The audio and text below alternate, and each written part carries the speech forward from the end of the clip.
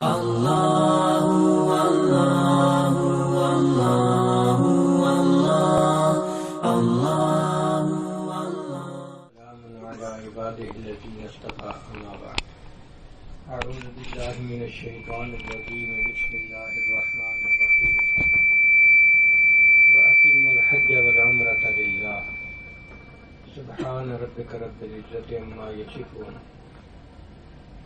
وسلام علی المرسلین والحمد للہ رب العالمین اللہم صل علی سیدنا محمد وعلی آل سیدنا محمد وبارک وسلم۔ اللہ تعالیٰ اپنی صفات میں کامل ہے، بندہ اپنی صفات میں ناقص ہے۔ بندے کا دیکھنا اتنا ناقص، دائیں دیکھے تو بائیں نظر نہیں آتا، آگے دیکھے تو پیچھے نظر نہیں آتا، اوپر دیکھے تو نیچے نظر نہیں آتا، اگر دن کی روشنی میں دیکھتا ہے تو اسے رات کی تاریکی میں نظر نہیں آتا، جبکہ اللہ رب العزت کا دیکھنا اتنا کامل ہے۔ کالی رات ہو، کالی چٹان ہو، اس کے اوپر اگر کالی چیونٹی بھی چل رہی ہو، اللہ تعالیٰ اس کو بھی چلتا ہوا دیکھتے ہیں۔ بندے کا سننا اتنا ناقص، ایک وقت میں چند لوگ بات کریں تو اسے کسی کی بات سمجھ نہیں آتی۔ ٹیلی فون پہ گفتگو کرتے ہوئے اکثر یہ دوسرے لوگوں سے شکوہ کرتا ہے کہ ذرا آہستہ بولیں، مجھے بات سمجھ نہیں آ رہی، جبکہ اللہ رب العزت کا سننا اتنا کامل ہے کہ آدم علیہ السلام سے لے کر قیامت تک آنے والا آخری انسان، مرد، عورت، بچے اور بوڑھے، سارے کے سارے ایک میدان میں جمع ہو جائیں اور ایک وقت میں اللہ سے مل کر دعا مانگیں، اللہ اس پر قادر ہے، سب کی الگ الگ دعا کو سن بھی لے، اور اس کے خزانے اتنے بڑے ہیں کہ سب کو ان کی من مرضی کے مطابق عطا بھی کر دے، تو اللہ کے خزانوں میں اتنی کمی بھی نہیں آتی جتنا سوئی کو سمندر میں ڈبو کر نکالیں اور سمندر کے پانی میں کمی آ جاتی۔ اللہ تعالی کامل ہے۔ قرآن مجید میں فرمایا، قل لو كان البحر مدادا لكلمات ربي لنفد البحر قبل ان تنفد كلمات ربي ولو جئنا بمثله مددا۔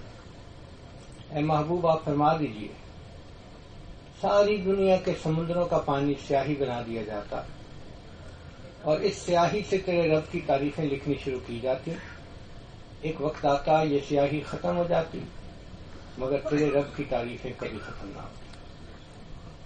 اس جگہ فرمایا، وَلَوْ أَنَّ مِن شَجَرَةٍ أَقْلَامٌ، ساری دنیا کے اندر جتنے درخت ہیں ان کی کلمیں بنا دی جاتی،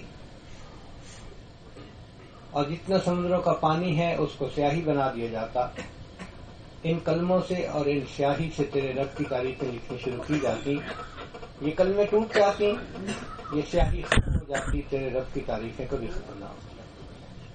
تو اللہ تعالیٰ بہت عظمتوں والے ہیں۔ اللہ تعالیٰ کی عظمت ہی کے لیے اذان میں 4 مرتبہ اللہ اکبر کہا جاتا ہے۔ کبھی غور کیا کہ ہم 4 مرتبہ اللہ اکبر کیوں کہتے ہیں؟ کہ مخلوق 4 عناصر سے بنی، آگ، پانی، ہوا اور مٹی، ہر ایک کی اپنی اپنی طاقت ہے۔ آگ کی اپنی طاقت ہے، کبھی آپ نے آگ لگی دیکھی ہو بڑے پیمانے پہ تو آپ کو اندازہ ہوگا کہ آگ کی کتنی طاقت ہے۔ امریکہ میں جنگلوں میں آگ لگ جاتی ہے، مہینوں نہیں بجھتی۔ ہم ایک مرتبہ رشیا کا سفر کر رہے تھے تو ہم نے ایک جگہ ایک آگ کا شعلہ دیکھا جو دیکھنے میں کوئی 1 کلومیٹر اونچا تھا، اتنا اونچا آگ کا شعلہ۔ تو میں نے پوچھا کہ یہ آگ کیوں لگی ہوئی ہے؟ انہوں نے کہا جی یہاں تیل کا کنواں تھا، کھودتے ہوئے کسی وجہ سے آگ لگ گئی، اب اتنی گیس نکل رہی ہے، تیل نکل رہا ہے کہ اس نے آگ پکڑی ہوئی ہے۔ اس کو بجھانے کے لیے پوری کوشش کی گئی، یہ نہیں بجھی، حتیٰ کہ رشیا نے پوری دنیا میں اعلان کیا کہ اگر کوئی کمپنی اس کو بجھائے گی تو جو تیل بعد میں نکلے گا اس میں اس کا حصہ ہوگا۔ دنیا کی بڑی بڑی آگ بجھانے والی کمپنیاں آئیں مگر کوئی کامیاب نہ ہو سکی۔ اس دن اندازہ ہوا کہ آگ جب پھیلتی ہے تو اس کی طاقت ہوتی ہے۔ جلا کے بھسم کر دیتی ہے. پانی کی بھی اپنی طاقت ہے. سونامی کی خبر سن کے آپ کو اندازہ ہوا ہوگا کہ سمندر میں ذرا سا جو ہے جھٹکا آ جاتا ہے تو لاکھوں لوگ اس سے متاثر ہو جاتے ہیں. ہوا کی اپنی طاقت ہے. جب تیز ہوا چلتی ہے تو اللہ اکبر. ہم نے امریکہ کی بعض ریاستوں کا سفر کیا جہاں سائیکلون آتے ہیں، تو جانے سے پہلے انہوں نے ہمیں بتایا کہ آپ اگر ایسی صورتحال میں ہوں تو گاڑی سے نکل کے آپ زمین کے اوپر لیٹ جائیں. ایک ہی بچاؤ کا طریقہ ہے. میں نے پوچھا گاڑی میں بیٹھے ہوئے کیا مسئلہ؟ ان کا جی ہوا گاڑی کو بھی اٹھا کے پھینک دیتی ہے. پھر انہوں نے واقعہ سنایا کہ ایک آدمی گاڑی میں بیٹھا تھا، سائیکلون آنے سے پہلے پولیس نے اس کا چالان کیا تو کمپیوٹر میں اندراج ہو گیا. پھر 3 منٹ کے بعد جب وہ سائیکلون آیا اس نے اٹھا کے اس گاڑی کو 300 کلومیٹر دور پھینک دیا. تو 300 کلومیٹر دور جب گاڑی زمین پر گری تو پھر اس کا جب ریکارڈ دیکھا گیا تو پتہ چلا جناب 3 منٹ پہلے تو اس کا چلان فلان جگہ ہوا تھا. پتہ چلا سائیکلون کا گھیراؤ 300 کلومیٹر کا تھا. چھتیں اڑ جاتی ہیں، درخت اکھڑ جاتے ہیں. ہم نے ڈائننگ ٹیبل کو درخت کی شاخوں پہ لٹکے ہوئے دیکھا ہے. اتنی تیز ہوا ہوتی ہے کہ بندہ اس کے سامنے ٹھہر نہیں سکتا. ایک قوم گزری، قوم عاد. اللہ نے اس کو بڑا اونچا قد دیا تھا، طاقت دی تھی. وہ کہتے تھے کہ من اشد منا قوہ، کون ہے ہم سے زیادہ طاقت والا؟ اور اللہ تعالیٰ بھی قرآن میں فرماتے ہیں لم یخلق مثلها فی البلاد، ان جیسے طاقتور لوگ تو پھر شہروں میں پیدا نہیں ہوئے. ان کو اپنی طاقت پہ بڑا ناز تھا. پھر اللہ کا عذاب آیا تو اللہ تعالیٰ نے ہوا کا عذاب بھیجا. ہوا مومن کے لیے اس طرح تھی کہ جیسے گرمی کے موسم میں ٹھنڈی ہوا ہوتی ہے، کول بریز ہوتی ہے، اور کافر کے لیے وہ اتنی سخت ہوتی تھی کہ اس کو پٹک کے زمین پہ مارتی تھی. حتیٰ کہ پوری قوم کو پٹک پٹک کے زمین پہ مار دیا. اللہ فرماتے ہیں کہ وہ زمین پر اس طرح لاشیں بکھری پڑی تھیں کأنہم اعجاز نخل خاویہ، کھجوروں کے تنے پڑے ہوتے ہیں.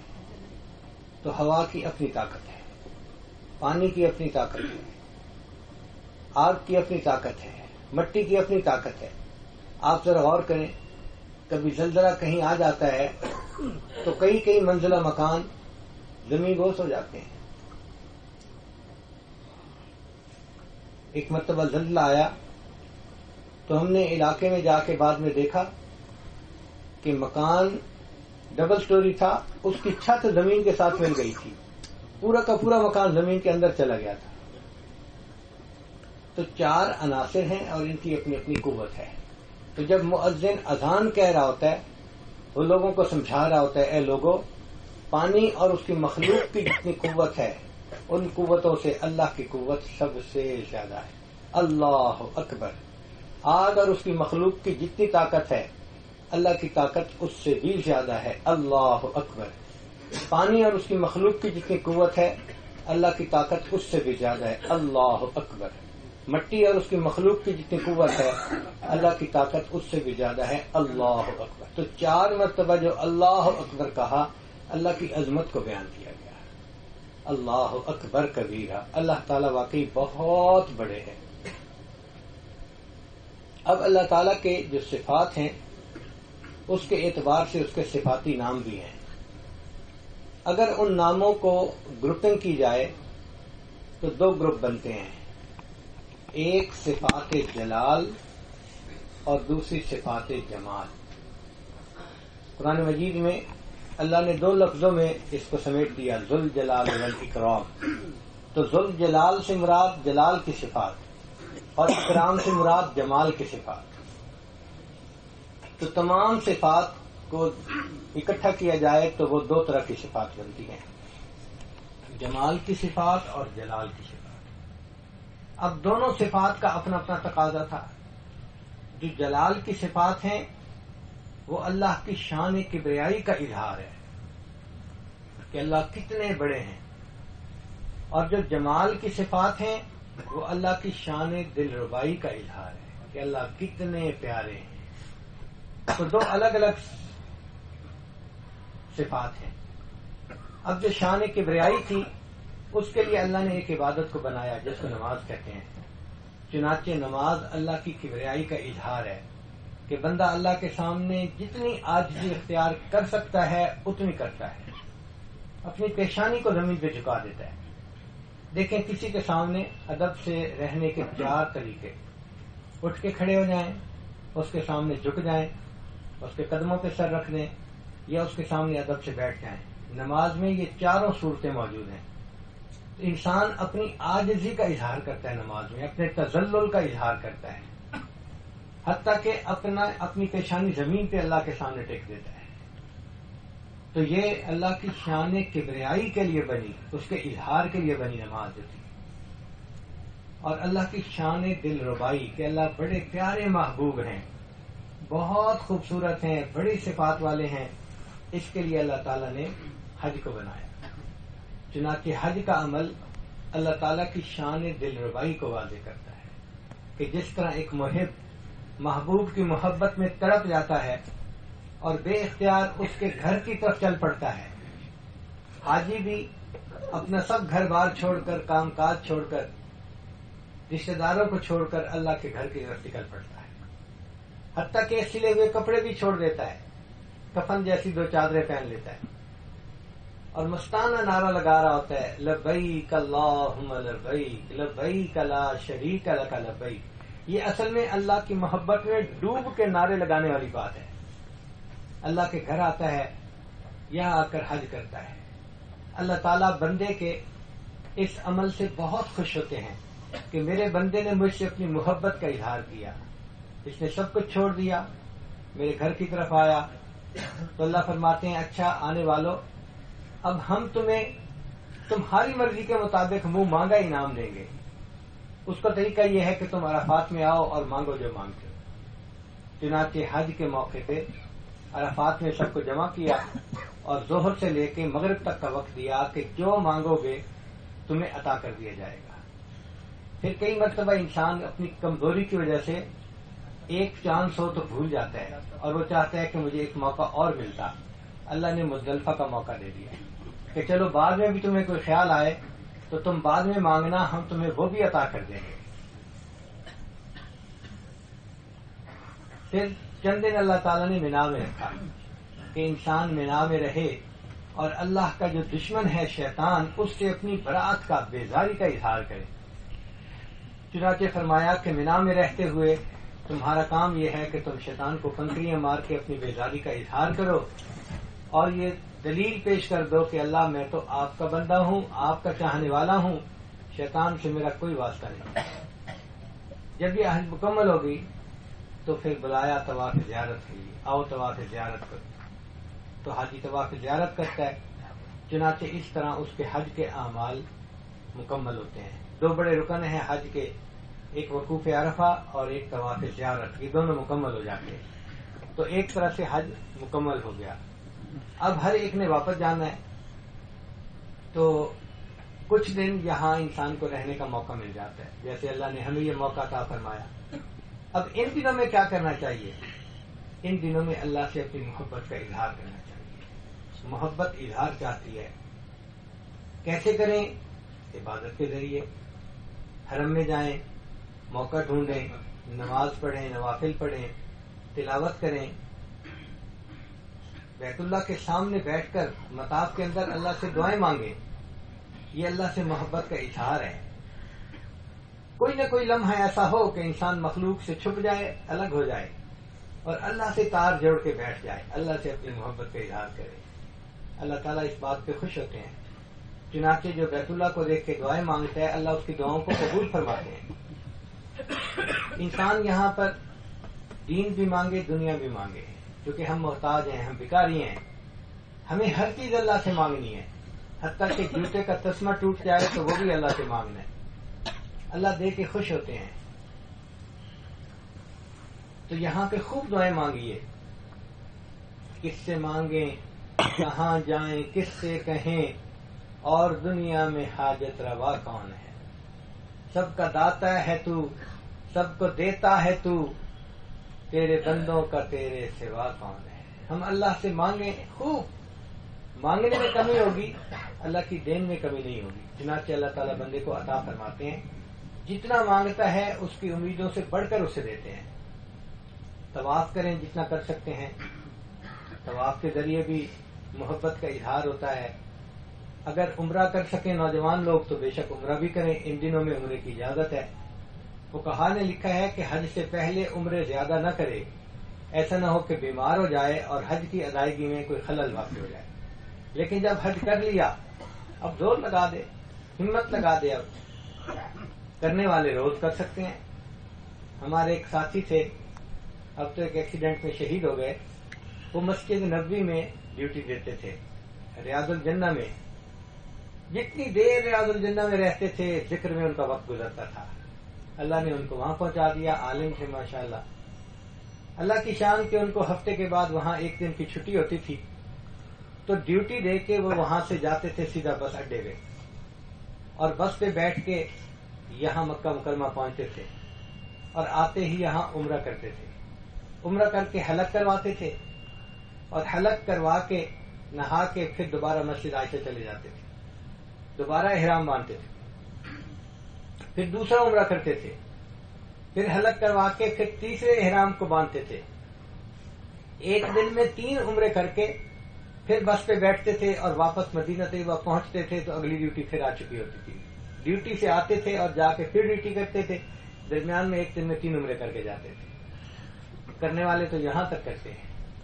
قرض رحمت اللہ علیہ ایک بزرگ تھے، ایک دن میں 70 طواف کیا کرتے تھے.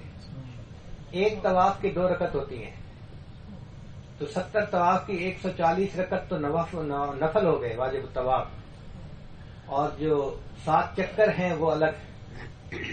اتنی محنت کرتے تھے. یہ کیا تھا؟ اللہ سے محبت کا اظہار تھا. ہمارے حضرت مرشد عالم رحمت اللہ علیہ فرماتے تھے، میں نے ایک دفعہ مطاف میں بیٹھ کے پورا قرآن اس طرح پڑھا، ایک آیت پڑھتا تھا اور اس کے مناسب جو دعا ہوتی تھی اللہ سے وہ دعا مانگتا تھا. پھر اگلی آیت پڑھتا، پھر دعا مانگتا، پھر اگلی آیت پڑھتا، پھر دعا مانگتا. الحمد سے لے کے والناس تک میں نے پورا قرآن اس طرح پڑھا کہ ہر آیت پر میں نے اللہ سے دعا مانگی. تو مانگنے والے تو ایسے مانگتے ہیں. اللہ اکبر کبیرہ. تو ہم اللہ سے اپنی محبت کا اظہار کریں. دوڑ دوڑ کے بھاگ بھاگ کے حرم جائیں جب موقع ملے.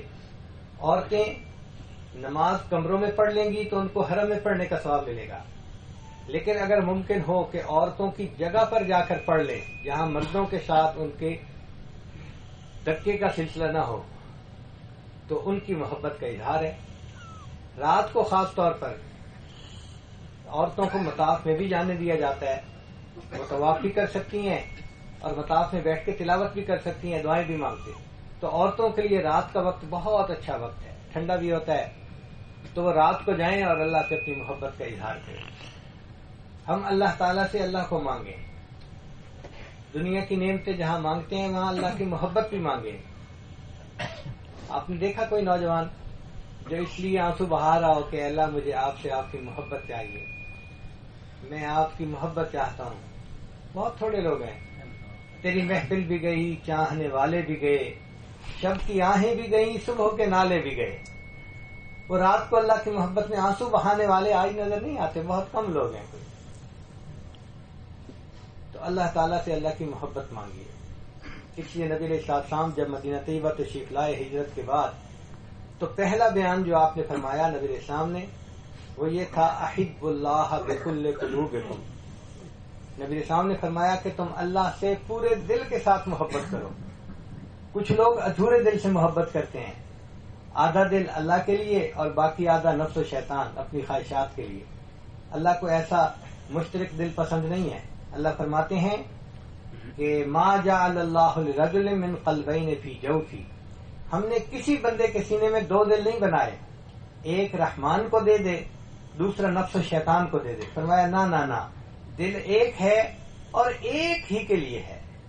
یہ دل ایک اللہ کے لیے ہے. چنانچہ ہمیں اپنا پورا دل اپنے اللہ کو پیش کرنا ہے. دل میں اللہ کی محبت بھر جائے، اللہ کی محبت دل میں آ جائے، اللہ کی محبت دل میں سما جائے، بلکہ اللہ کی محبت دل میں چھا جائے. ایسی محبت اللہ کی ہو. بندہ اللہ کی محبت میں مجنون نظر آئے، حتی یقال انہ مجنون، لوگ محسوس کریں کہ یہ تو دل دے بیٹھا ہے، کسی کو اٹکا ہوا ہے اس کا دل کہیں. اللہ تعالیٰ ایسے مومن کو پسند فرماتے ہیں کہ اچھا میرا یہ بندہ میری محبت میں ایسے ڈوب کے زندگی گزار رہا ہے.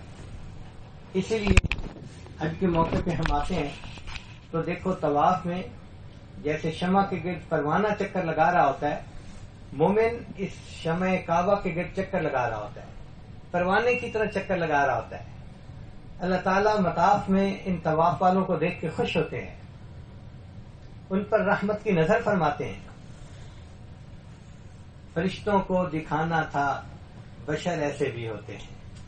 اللہ تعالیٰ خوش ہوتے ہیں، فرشتوں کو دکھاتے ہیں کہ دیکھو تم تو کہتے تھے کہ یہ بندے کو آپ پیدا کریں گے، یہ خون بہائیں گے، فساد مچائیں گے، اور دیکھو میرے یہ بندے کیسے، یہ تو مجھ سے محبت کرنے والے، یہ میرے چاہنے والے، دیکھو بیوی بھی پاس ہے مگر یہ تو میری محبت میں ڈوبا ہوا ہے، اس کی توجہ ہے ہی نہیں غیر کی طرف. اللہ کے ساتھ اس کی تار جڑی ہوئی ہے، بیوی اپنا رو رہی ہے، خامد الگ رو رہا ہے، دونوں اللہ کی طرف متوجہ ہیں. عورت اپنی نسوانیت بھول جاتی ہے، مرد اپنی مردانگی بھول جاتا ہے. مجمع ہوتا ہے، مخلوق نظر آتا ہے لیکن نظر خطا نہیں کرتی حاجی کی. وجہ کیا ہے کہ محبت اللہ کی غالب ہوتی ہے، غیر کی طرف دھیان ہی نہیں ہوتا، ملان ہی نہیں ہوتا. اللہ تعالیٰ کو یہ بات بہت اچھی لگتی ہے کہ میرے بندے کے دل میں میری ایسی محبت ہو. بھائی اللہ کی محبت پانے کے لیے بندے کو جتنی بھی قربانی دینی پڑے اس کو دینی چاہیے. ساری دنیا کی خواہشات قربان کرنی پڑے تو کر دینی چاہیے. ہمارے مشائخ تو آخرت کی بھی خواہشات دل سے نکال دیتے تھے. چنانچہ ابن فارض رحمۃ اللہ علیہ کے بارے میں ہے کہ ان کو موت کے وقت جنت کے مناظر دکھائے گئے. موت کے وقت جنت کے مناظر دکھائے گئے تو انہوں نے ادھر سے آنکھ ہٹا لی. تو ان کے ایک مرید نے دعا کی کہ اللہ ہمارے شیخ کو جنت کی نعمتیں عطا فرما. تو وہ کہنے لگے کہ دنیا میں 70 مرتبہ جنت میرے سامنے پیش کی گئی، میں نے آنکھ اٹھا کے بھی نہیں دیکھا کہ مجھے جنت کی تلاش نہیں، مجھے تو اپنے رب کی تلاش ہے. تم میرے لیے جنت مانگتے ہو. تو جو اللہ والے ہوتے ہیں وہ تو آخرت کی نعمتوں کو بھی چھوڑ دیتے ہیں اللہ کے لیے. ہمیں تو صرف دنیا کی خواہشات کو چھوڑنا ہے. تو یہ سودا اچھا ہے، کرنے والا ہے، ہمیں کرنا چاہیے. اللہ سے عہد کریں کہ اللہ ہم نے دنیا کی سب چیزوں کو آپ کی خاطر چھوڑ دیا. جب تک دل سے ماں سوا کی محبت نہیں نکلے گی تب تک اللہ کی محبت کی لذت نہیں آئے گی. اس لیے یہ کلمے کا ذکر کرواتے ہیں مشائخ، لا الہ کا ذکر کرواتے ہیں تاکہ قلب کے اندر جو دنیا کی محبت ہے وہ سب نکل جائے، ختم ہو جائے اور دل ایک اللہ کے لیے خالی ہو جائے. حضرت مجدوب رحمۃ اللہ نے فرمایا ہر تمنا دل سے رخصت ہو گئی، ہر تمنا دل سے رخصت ہو گئی، اب تو آ جا اب تو خلوت ہو گئی. ہر تمنا دل سے رخصت ہو گئی، اب تو آ جا اب تو خلوت ہو گئی. ایک ان سے کیا محبت ہو گئی، ساری دنیا ہی سے وحشت ہو گئی. لاکھ جھڑکو اب کہاں پھرتا ہے دل، ہو گئی اب تو محبت ہو گئی. محبت جب اللہ سے ہو جاتی ہے پھر واقعی بندہ دوسرے کی طرف آنکھ اٹھا کے بھی نہیں دیکھتا. پڑ گئی تھی ان پہ بھولے سے نظر، پڑ گئی تھی ان پہ بھولے تھے نظر، بات اتنی تھی قیامت ہو گئی. تو یہ اللہ کی محبت کی لذت بھی عجیب چیز ہے. دو عالم سے کرتی ہے بے گانا دل کو، عجب چیز ہے لذت آشنائی. اللہ سے آشنائی کی لذت بھی عجیب ہے. تو حاجی اللہ سے اللہ کی محبت مانگے تاکہ اللہ کی محبت نصیب ہو جائے. حافظ رحمت اللہ علیہ کے کیا اشعار ہیں، درد ہا دادی و درمانی ہنور. اے محبوب آپ نے مجھے درد عطا فرمائی اور اس درد کی دوا بھی آپ ہی ہیں. آشکارا سینہ ام بشکافتی،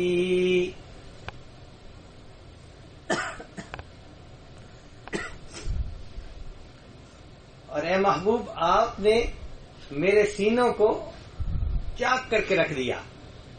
اور ابھی بھی میرے سینے کے اندر آپ ہی چھپ کے بیٹھے ہوئے ہیں. ملک دل کر دی خراب از تیغ ناز. اے محبوب آپ نے ناز کی تلوار سے میرے دل کو اجاڑ دیا. یعنی دل میں محبتیں تھی دنیا کی سب کو ختم کر کے رکھ دیا, دل ویرانہ کر دیا. ملک دل کر دی خراب از تیغ ناز وَأَنْدَرِي ویران سلطانی ہنوز. اور اس ویرانے میں ابھی بھی سلطانی آپ ہی کی ہے. دل کو تو آپ نے ویرانہ بنا دیا, لیکن اس ویرانے میں جو حکومت ہے وہ ابھی بھی اے محبوب آپ ہی کی ہے. اور آخر پہ فرماتے ہیں کہ اے محبوب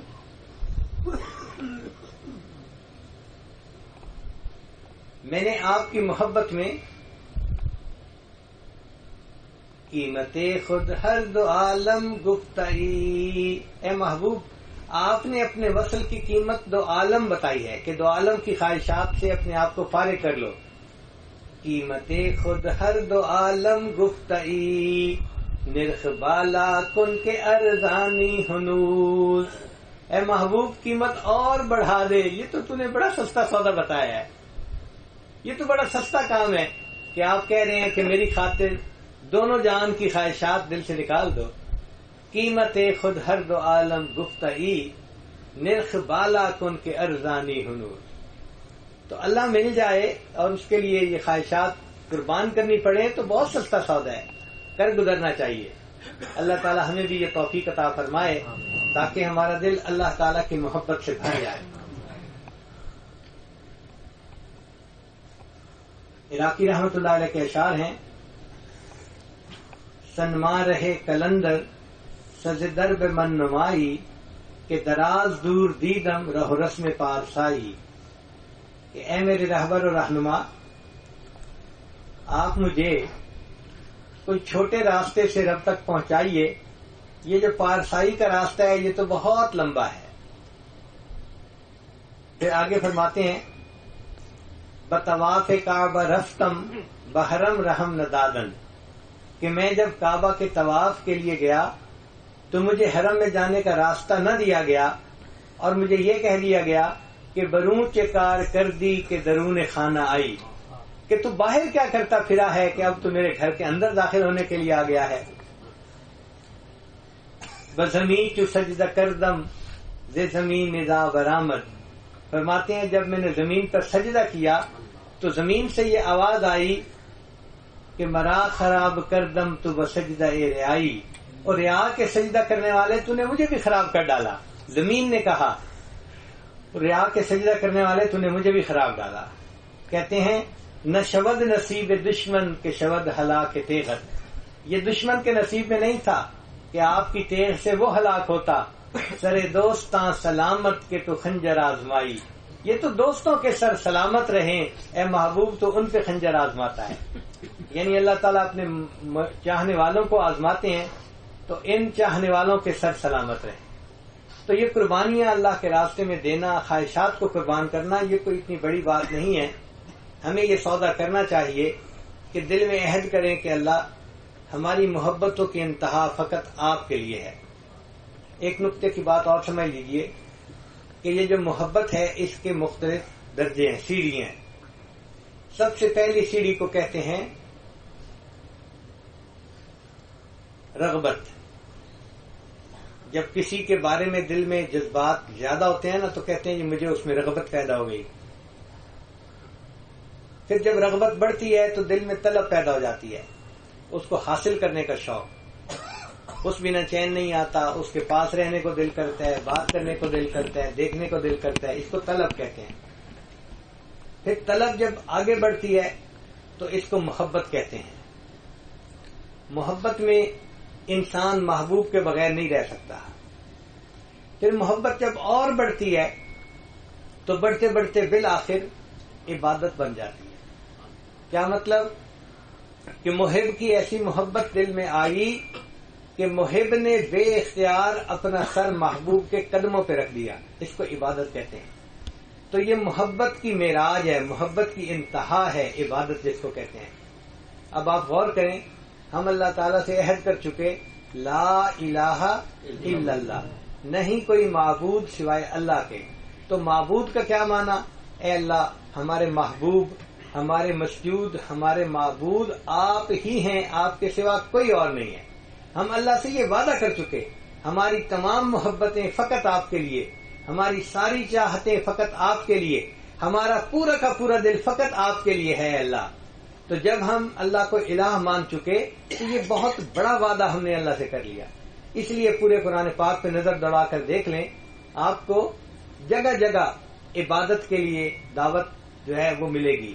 یا ایھا الناس اعبدوا ربکم، اے انسانوں اپنے رب کی عبادت کرو. عبادت کا اصل مقصد یہ تھا کہ اپنے اللہ سے ٹوٹ کے پیار کرو. یہ مقصد یہ تھا، یہ کہنا چاہتے تھے اے میرے بندو مجھ سے ٹوٹ کے پیار کرو، ایسی محبت کرو. پھر کہیں کہا وَإِلَٰهُكُمْ إِلَٰهٌ وَاحِدٌ، اور تمہارا معبود ایک ہی ہے. درمیان میں پھر انبیاء کے تذکرے کیے تاکہ وہ ہستیاں جو اللہ سے ٹوٹ کے پیار کرتی تھی ان کے قصے اللہ نے سنائے. کہیں نوح علیہ السلام کا قصہ، کہیں موسیٰ علیہ السلام کا، کہیں ابراہیم علیہ السلام کا، کہیں اسماعیل علیہ السلام کا. یہ سارے قصے اللہ نے سنائے کہ دیکھو میرے چاہنے والے ایسے تھے. وَاذْكُرْ فِي الْكِتَابِ ابراہیم، وَاذْكُرْ فِي الْكِتَابِ اسماعیل، وَاذْكُرْ فِي الْكِتَابِ موسیٰ.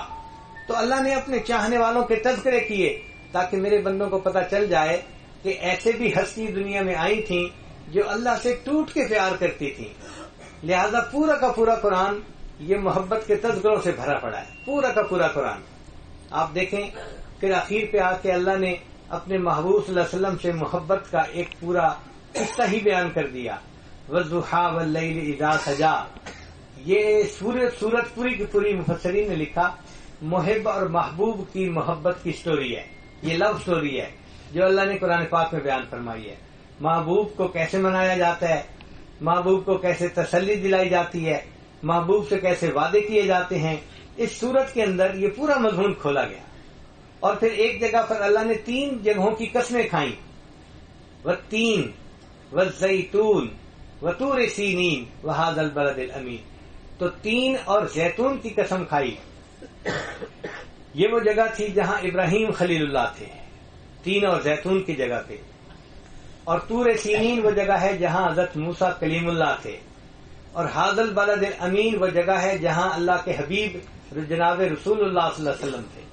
تو تینوں ہستیاں اللہ سے ٹوٹ کے پیار کرنے والی، اللہ نے ان کا تذکرہ کیا، بتایا کہ دیکھو ان ہستیوں کو تمہیں فالو کرنا ہے، اپنی زندگی ان کے نقش قدم پہ گزارنی ہے. اسی لیے قرآن پاک کی ابتدا دیکھو کیسے ہوئی. حروف ہیں الف لام میم، ان سے کی. اب الف لام میم کا کیا معنی یہ تو حقیقت حال اللہ ہی جانتا ہے، مگر مفسرین نے اس کے مختلف معنی بیان کیے ہیں. بعض نے کہا کہ الف سے مراد اللہ، اور میم سے مراد محمد، اور لام سے مراد جبرائیل علیہ السلام جو واسطہ بنے قرآن کے آنے کا، کہ یہ اللہ کا پیغام ہے قرآن جو اپنے محبوب پہ اس نے نازل کیا جبرائیل علیہ السلام کے ذریعے سے. تو یہ بھی ان حروف کا ایک اچھا معنی ہے. مگر ہمارے مشائخ نے اور فرمایا، انہوں نے کہا نہیں، 3 ہستیاں ایسی تھیں جو محبت میں نمایاں مقام لے گئیں. ایک اللہ کے محبوب صلی اللہ علیہ وسلم، ان کو محبوبیت کا اعلیٰ مقام ملا. تو الف سے مراد احمد ہے، اور لام سے مراد ابراہیم خلیل اللہ کی لام ہے، خلیل کی لام ہے. یہ وہ تھے جو خلت میں آگے قدم بڑھا گئے، جن کو اللہ نے اپنا خلیل بنا دیا.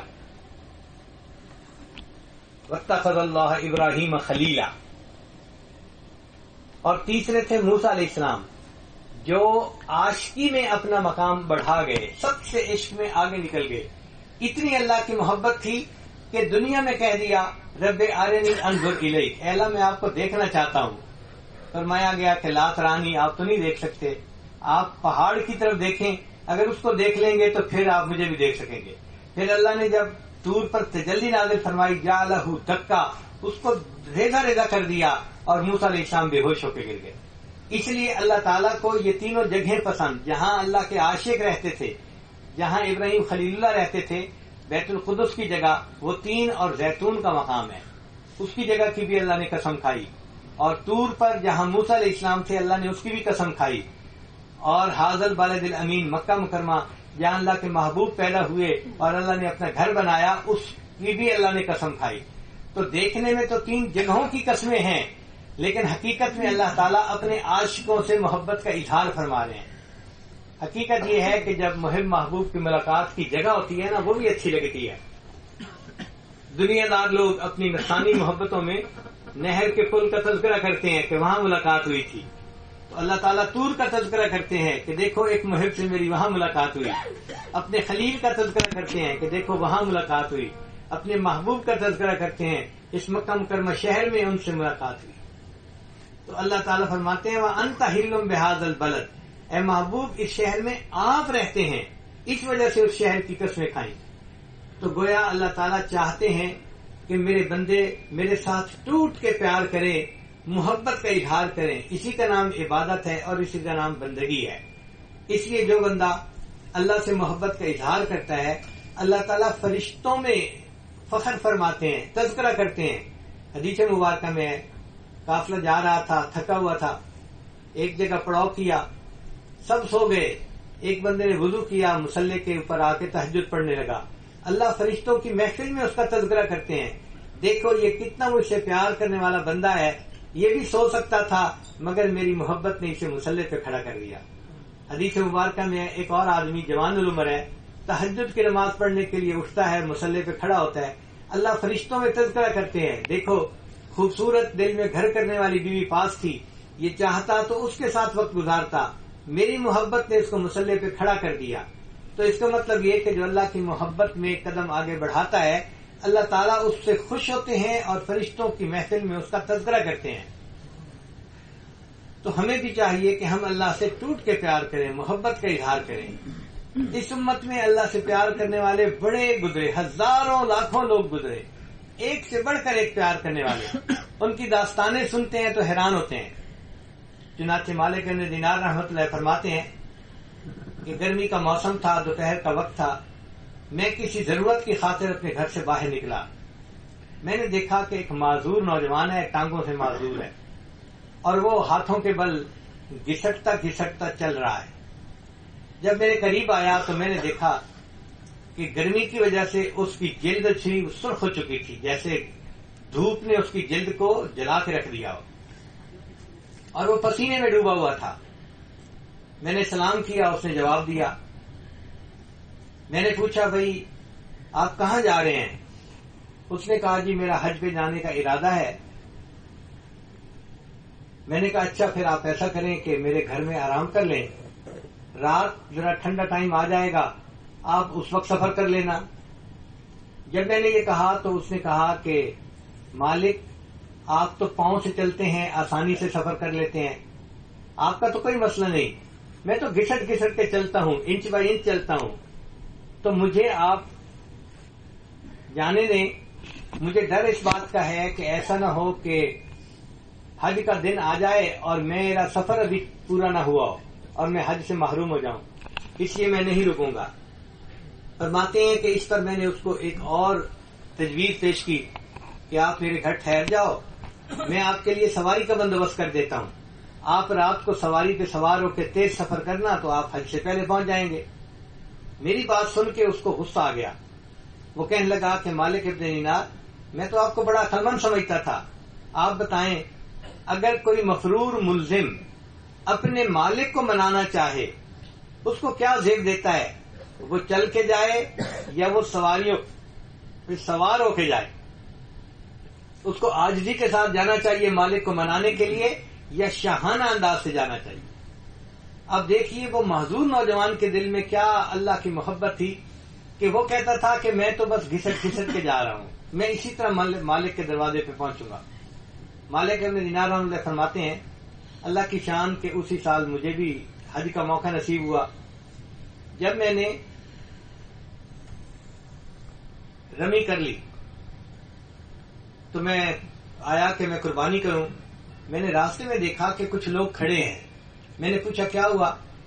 کہنے لگے ایک معذور سا نوجوان ہے، وہ دعائیں مانگ رہا ہے اور سارے لوگ کھڑے سن رہے ہیں۔ میں نے کہا ذرا مجھے بھی جگہ دو، مجھے جگہ مل گئی، فرماتے ہیں کہ میں نے جب اندر دیکھا تو وہی معذور نوجوان تھا، احرام باندھا ہوا تھا، اس کا مطلب ابھی اس نے رمی کی تھی، قربانی نہیں کی ہوگی ابھی. تو کہتے ہیں کہ وہ اللہ سے دعائیں کر رہا تھا، یا اللہ آپ کی دی ہوئی توفیق سے میں حج کے سفر پہ آیا، میں نے وقوف عرفہ بھی کیا، وقوف مزدلفہ بھی کیا. اے اللہ میں نے شیطان کو کنکریاں مار کے اپنی بیداری کا اظہار بھی کر دیا. اے اللہ اب قربانی کا وقت ہے.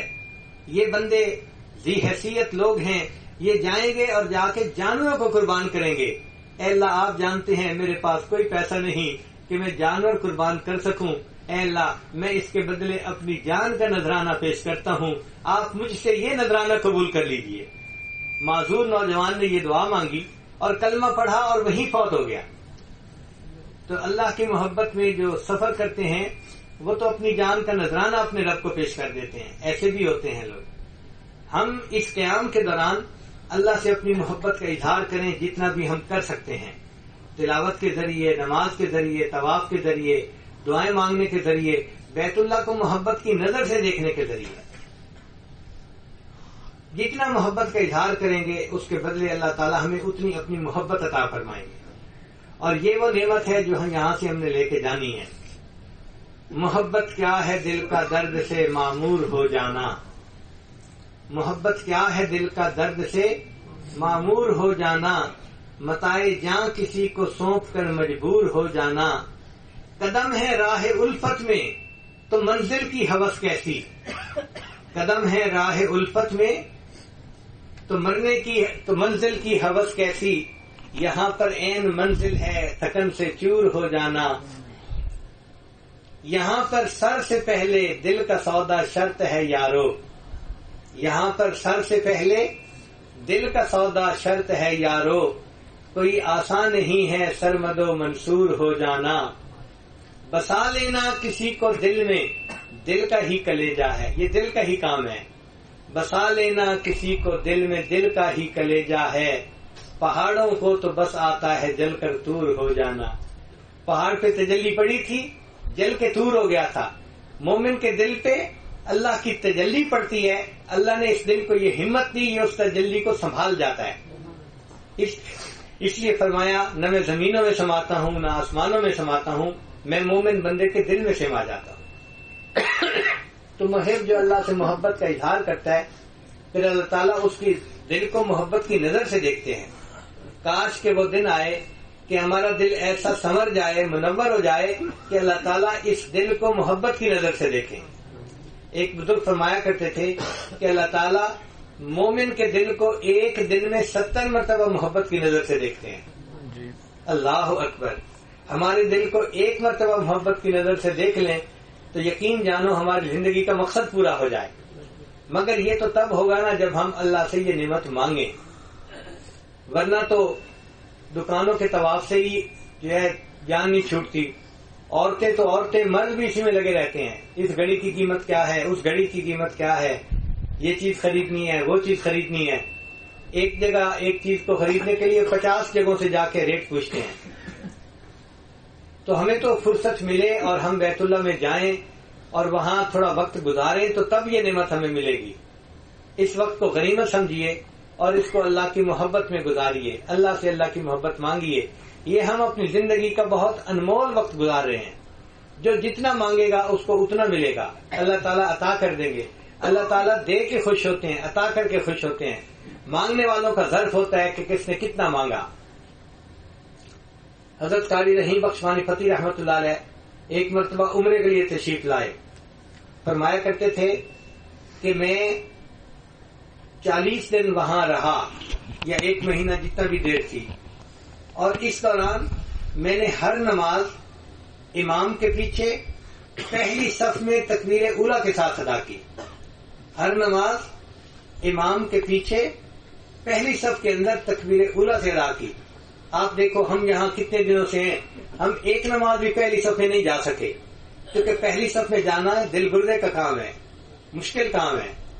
جو لوگ فجر کی نماز پہلی صف میں پڑھتے ہیں، ہم نے دیکھا وہ رات کو 2 بجے آ کے صف کے اندر بیٹھنا شروع کر دیتے ہیں.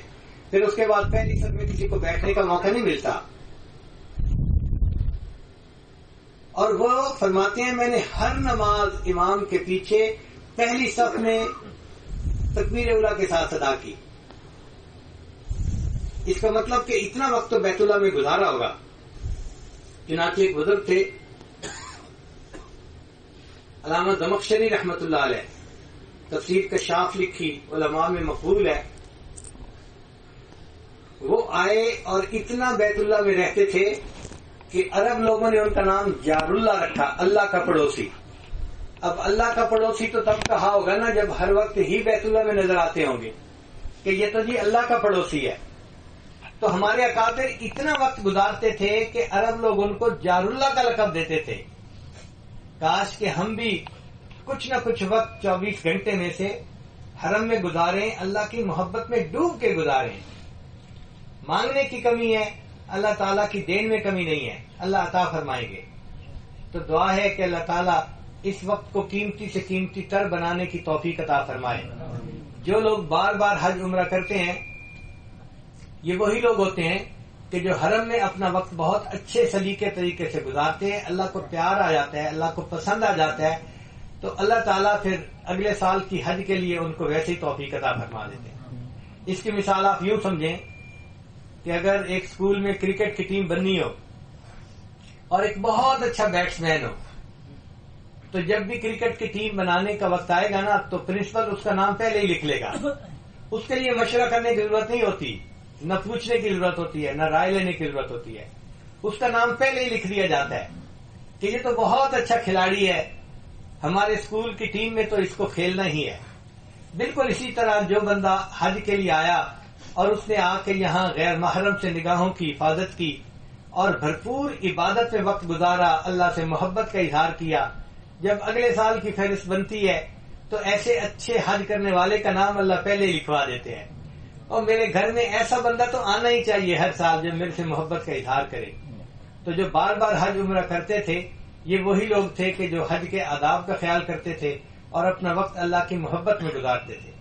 اللہ تعالی ہمیں اس وقت کو زیادہ سے زیادہ قیمتی بنانے کی توفیق عطا فرمائے اور اللہ ہمارے دلوں کو اپنی محبت سے لبریز فرما دے، اپنی محبت سے بھر دے. کہتے ہیں کہ مجنو ایک جگہ بیٹھا ہوا تھا اور ریت کے اوپر انگلی سے کچھ لکھ رہا تھا. ایک آدمی قریب سے گزرا، اس نے پوچھا کہ اے مجنو تو کیا کر رہا ہے، کس کو بیٹھا خط لکھ رہا ہے؟ تو جب اس نے پوچھا تو مجنو نے کہا کہ میں کسی کو کہاں خط لکھ رہا ہوں، بس میں تو لیلا کا نام ریت کے اوپر لکھ رہا ہوں اور محبوب کا نام لکھ لکھ کر اپنے دل کو تسلی دے رہا ہوں.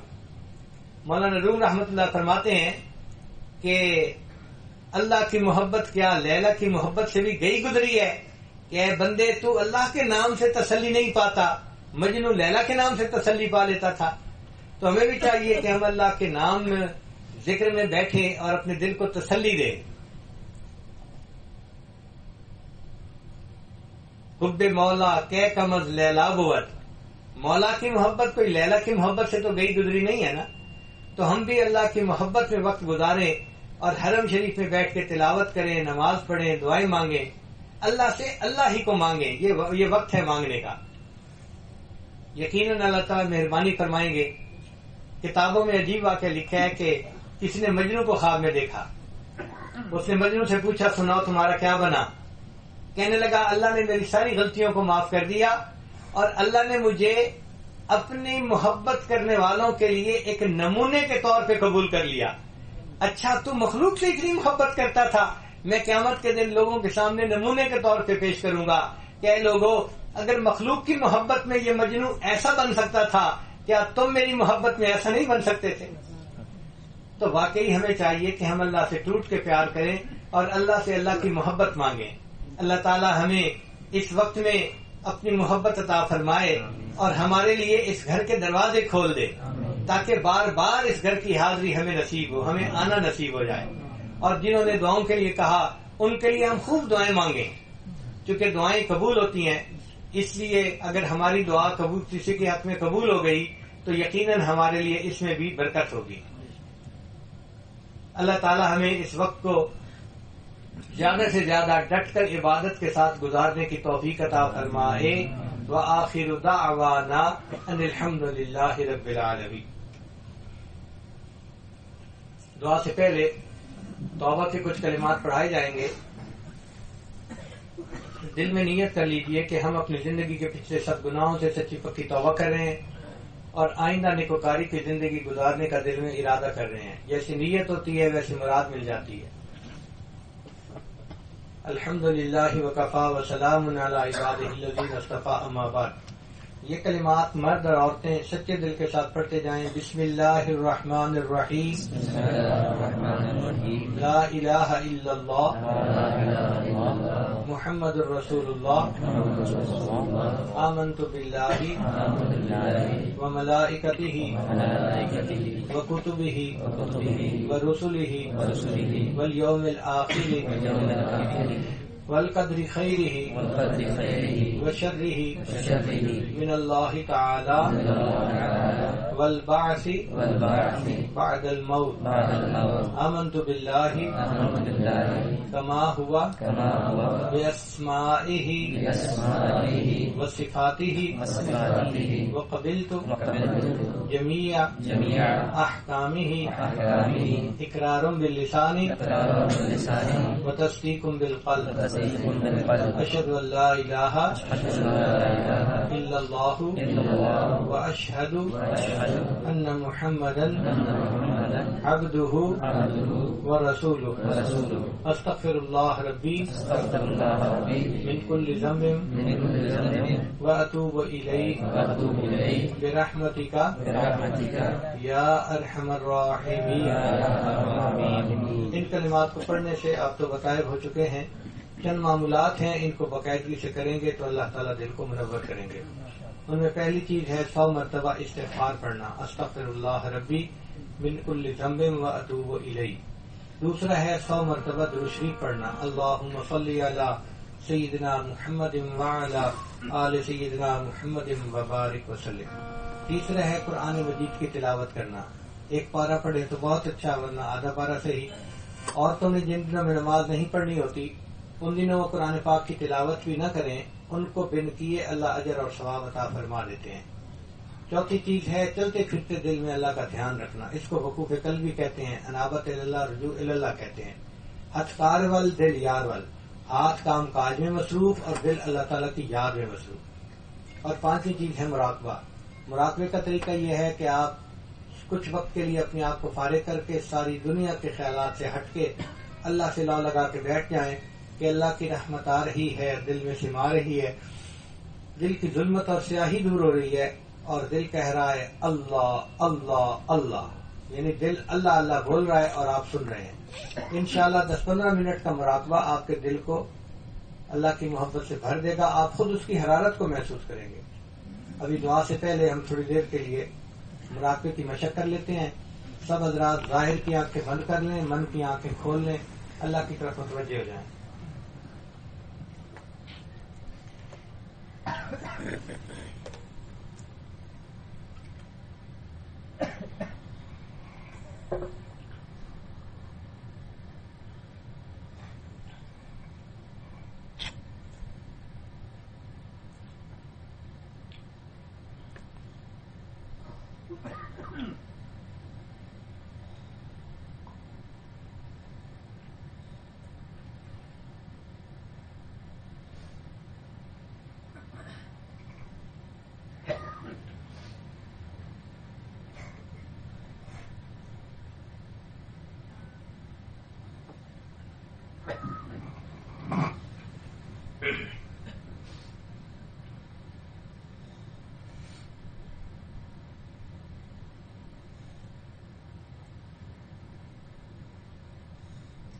شکر ہے تیرا خدایا میں تو اس قابل نہ تھا.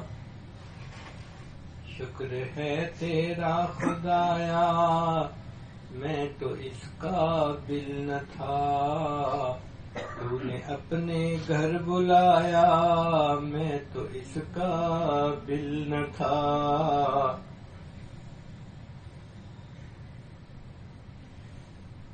مدتوں کی پیاس کو سیراب تو نے کر دیا.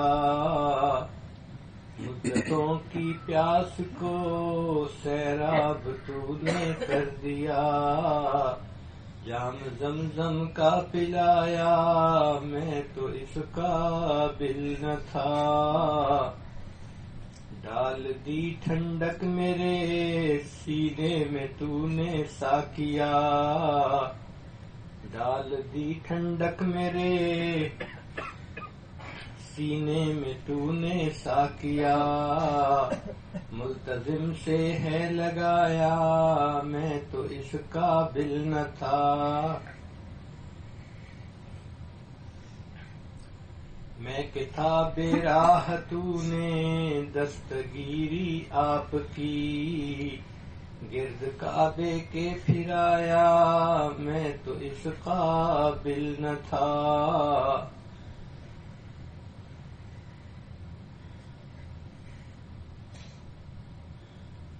تیری رحمت تیری شفقت سے ہوا مجھ کو نصیب، گنبد خضرا کا سایہ میں تو اس قابل نہ تھا، بارگاہ سید الکونین میں آ کر نفیس، سوچتا ہوں کیسے آیا میں تو اس قابل نہ تھا، بارگاہ سید الکونین میں آ کر نفیس، سوچتا ہوں کیسے آیا میں تو اس قابل نہ تھا، شکر ہے تیرا خدایا میں تو اس قابل نہ تھا، تو نے اپنے گھر بلایا میں تو اس قابل نہ تھا،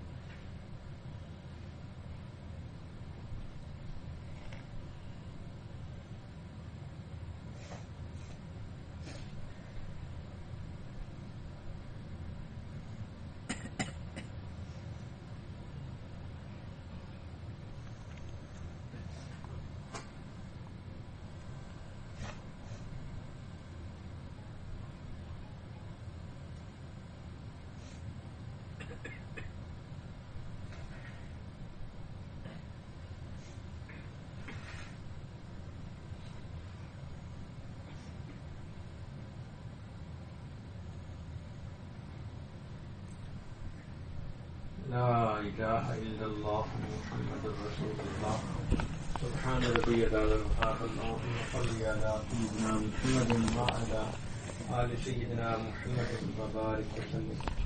اے کریم آقا، ہم آپ کے عاجز مسکین بندے ہیں، ہمارے گناہوں کو معاف فرما، خطاؤں سے درگزر فرما، عیبوں کی پردہ پوشی فرما، اللہ جو گناہ ہم نے دن میں کیے معاف فرما، جو راتوں میں کیے معاف فرما، جو محفل میں کیے معاف فرما، جو تنہائیوں میں کیے معاف فرما، جو گناہ یاد ہیں وہ بھی معاف فرما، جو کر کے بھول گئے وہ گناہ بھی معاف فرما، اللہ معصیت کی ذلت سے محفوظ فرما، ہمیں طاعات کی عزت نصیب فرما، آنے والے وقت کو گزرے وقت سے بہتر فرما، میرے مالک زندگی میں کبھی بھی بے سہارا نہ فرما، کبھی بھی بے آسرا نہ فرما، کبھی بھی اپنے در سے دور نہ فرما، ہمیشہ اپنی رحمتوں کی ٹھنڈی چھاؤں نصیب فرما، اے مولا ہماری ان دعاؤں کو اپنی رحمت سے قبول فرما، پروردگار عالم آپ کے بندے آپ کے دربار پر حاضر ہیں، اے اللہ کمزور ایک کبھی کے دروازے پر حاضر ہیں، محتاج ایک غنی کے دروازے پر حاضر ہیں، اللہ گناہگار ایک بخشنہار کے دروازے پر حاضر ہیں،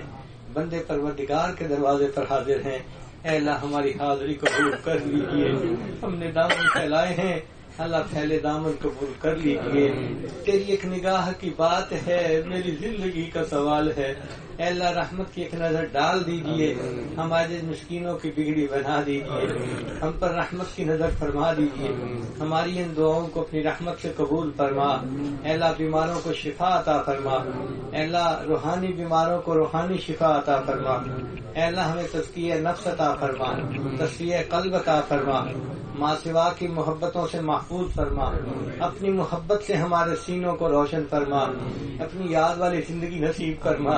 اے اللہ تیرے بنا بھی کیا جینا، اے مالک آپ کی محبت کے بغیر زندگی کا کیا مزہ، اپنی محبت اتار دیجئے سینوں میں، دلوں میں بھر دیجئے، اپنی محبت کی لذت عطا فرما دیجئے۔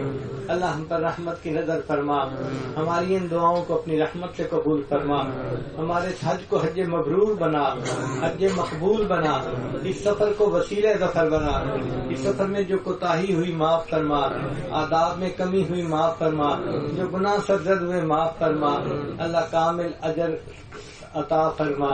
اے اللہ ہمارے حج کو قبول حجوں میں شامل فرما، اللہ ہمیں بار بار زندگی میں اس حج کی توفیق عطا فرما، اپنے محبوب کے در کی حاضری کی توفیق عطا فرما۔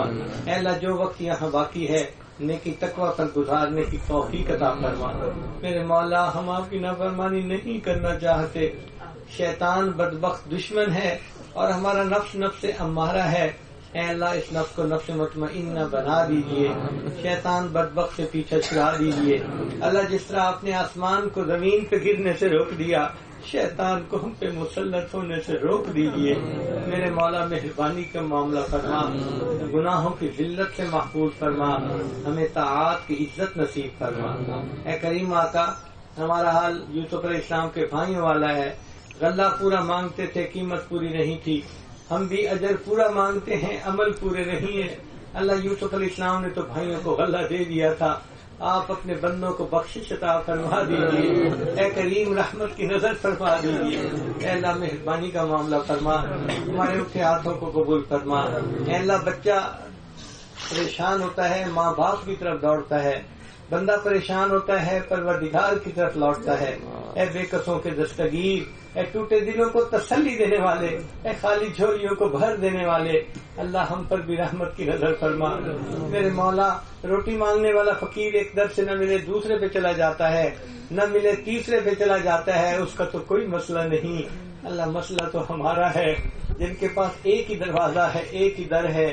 اے میرے مالک جائیں تو کہاں جائیں، مانگے تو کس سے مانگیں، آپ ہی کا دروازہ ہے، آپ رحمت کی نظر فرما دیجئے، ہمارے مسکینوں کے اٹھے ہاتھوں کو قبول کر لیجئے۔ اس مجمع میں اٹھنے سے پہلے اللہ ہماری نیک مرادوں کو پورا فرما دیجئے۔ کریم آقا ہماری ان دعاؤں کو اپنی رحمت سے قبول فرما۔ ربنا تقبل منا انک انت السمیع العلیم تب علینا انک انت التواب الرحیم۔ صلی اللہ تعالی علی حبیبہ سیدنا محمد وآلہ واصحابہ اجمعین برحمتک یا ارحم الراحمین۔